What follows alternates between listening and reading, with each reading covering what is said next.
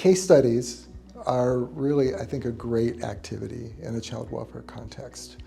And so it's really important to be thinking about, often I hear in case studies, it's all the facts about the individual, about their lives, what they have done, what they are responsible for. There's often even a sense of an implication that they are responsible for whatever has happened to them. When in reality, bringing an anti-racist lens to processing a case study is to make sure that we're not just looking at the individual characteristics or experiences of a person in the case study, but it really is also being aware of the social impacts that are totally beyond their control. Some practical activities, I would say, start with the data, right? I think if you can do a search, right, if you look at what's happening in the child welfare system, an example is Black youth are in the child welfare system longer, and their process of finding permanency is different.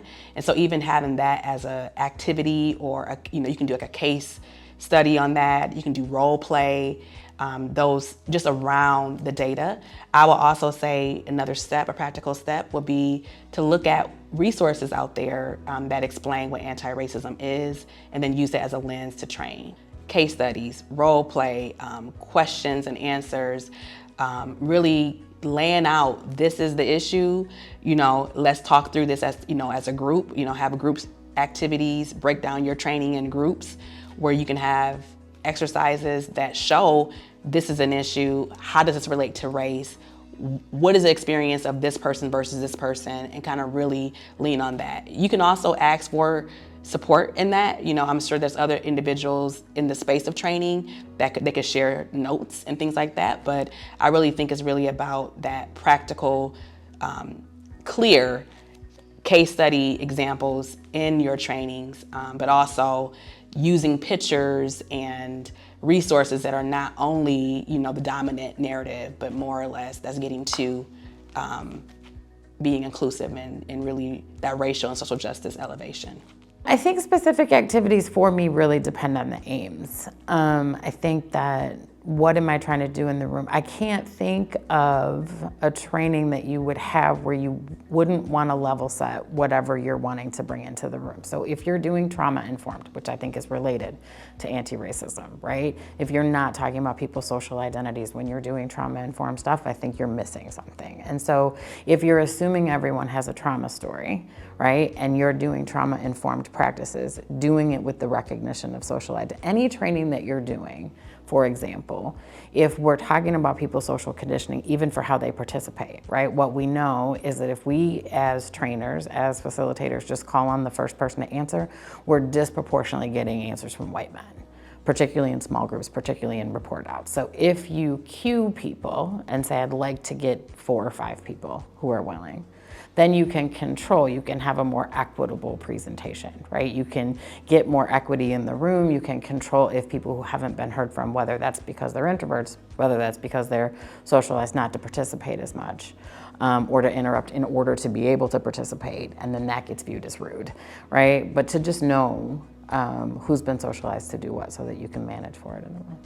And so if we're really going to bring rich discussion and perspective and understanding the lived experience and how we engage with the lived experience of a person, we've really got to bring those additional perspectives to that case study.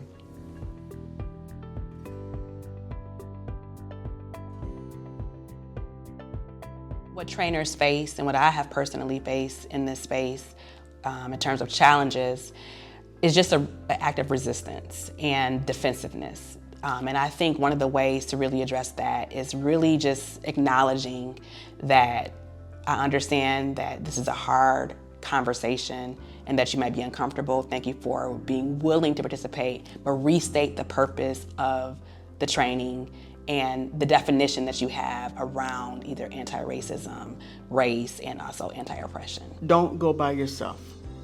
Always go. I don't ever train anywhere that I'm not in a multiracial team. Like this context right here is the only time I would do something like by myself. I always take a white person with me. I think the calling in versus calling out, I think one thing that I do is make sure you're practicing any kind of accountability structure with humility.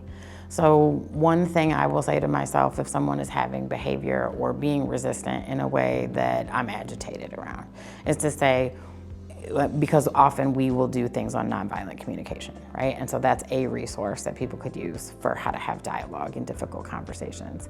But I will start from a place of empathy, right? Because anti-racism work is relational. And so I'll start from a place of humanizing people. When's a place I've done that?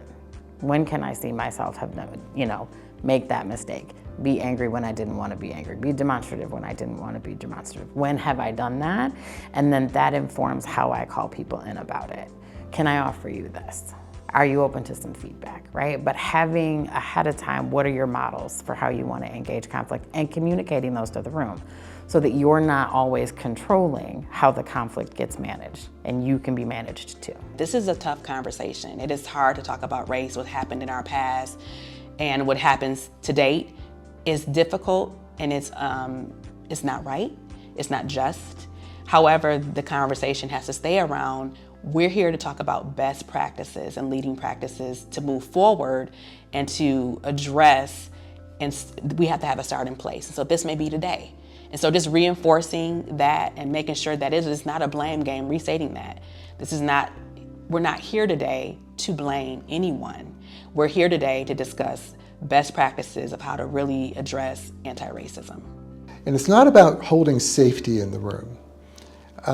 You cannot promise people safety in any of these conversations. I mean, for years, I think that's what we often try to do. We're going to make this a safe space.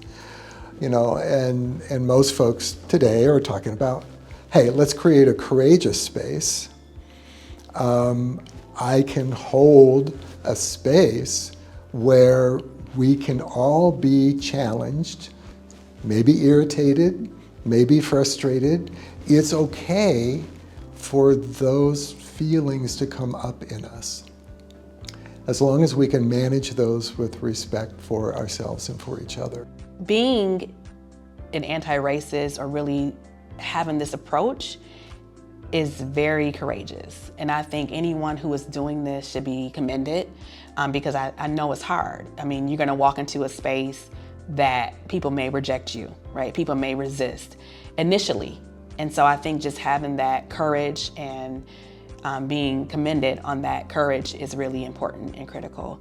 But I also want to say that there is hope, right? There is hope. I think if we continue to do this together, there's no one fix, but there is a way to change systems. The systems change takes time.